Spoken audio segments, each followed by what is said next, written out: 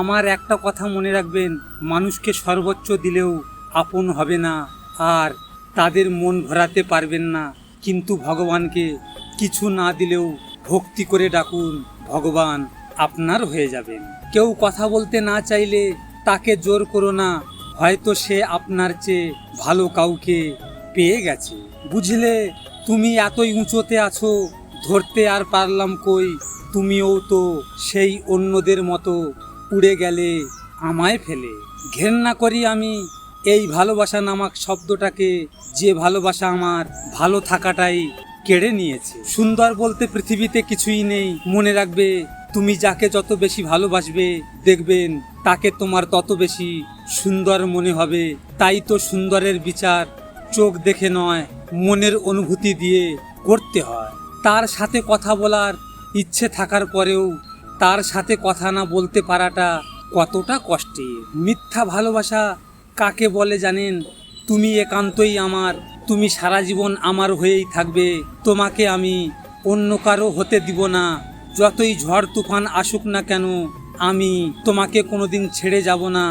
মনে রাখবেন, একদিন তারাই তোমাকে সবচেয়ে বেশি কষ্ট দিয়ে, তোমাকে অজুহাত দেখিয়ে ছেড়ে চলে যাবে। হ্যাঁ, এটাই বাস্তব। তাকে পাওয়ার জন্য অনেক বেহায়া হয়েছি, তার কাছে তারে ভিক্ষা চেয়েছি। এর চেয়েও বেশি আর কিভাবে ভালোবাসা যায় আমার জানা নেই। মনে রেখো, আমার সারা জীবন মনে থাকবে, তোমায় ভালোবেসে আমি ভাতের থালা সামনে নিয়েও কান্না করেছি। তবে আমি তোমায় অভিশাপ দিব না, তুমি যেখানেই থাকো ভালো থেকো।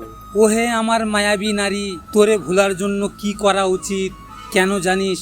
প্রথমে তোর মায়ায় জড়ালি, জান জান বলে বুকে টেনে নিলি, কোনো কারণ ছাড়াই অজুহাত দেখিয়ে আমায় আঘাত দিয়ে দূরে চলে গেলি।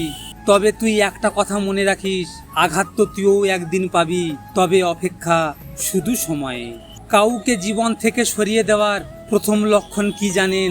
তার সাথে কথা না বলা, ব্যস্ত আছি পরে কথা বলবো, তাকে ইগনোর করা, তাকে দেখে এড়িয়ে চলা, এরপর অজুহাতের শেষ নেই।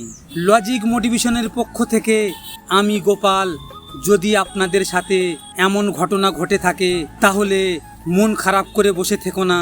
মনে রেখো, সময়ের সাথে সাথে সব কিছু বদলে যায়। ভিডিওটি শেয়ার করো তোমার প্রিয় মানুষের সাথে, অথবা যে তোমার ভালোবাসাকে অবহেলা করেছে তার সাথে।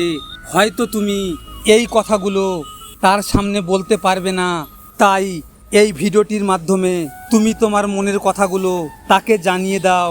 সব শেষে তোমরা ভালো থেকো, নিজের খেয়াল রেখো। ধন্যবাদ।